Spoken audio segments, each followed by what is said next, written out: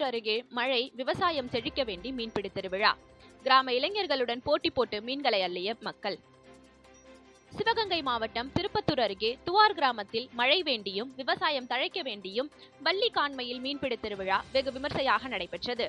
இதில் துவார், பூலாங்குறிச்சி, நெற்குப்பை, செவ்வூர் உள்ளிட்ட சுற்று வட்டாரங்களை சேர்ந்த பல்வேறு கிராமங்களில் இருந்து பல்லாயிரக்கணக்கான பொதுமக்கள் குளக்கரையில் குவிந்தனர்.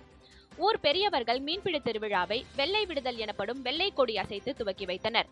அப்பொழுது மின்னல் வேகத்தில் குளக்கரையில் கையில் மீன்பிடி உபகரணங்களுடன் காத்திருந்த பல்லாயிரக்கணக்கான இளைஞர்களுடன் பொதுமக்கள் மின்னல் வேகத்தில் குதித்து மீன்களை பிடிக்க தொடங்கினர்.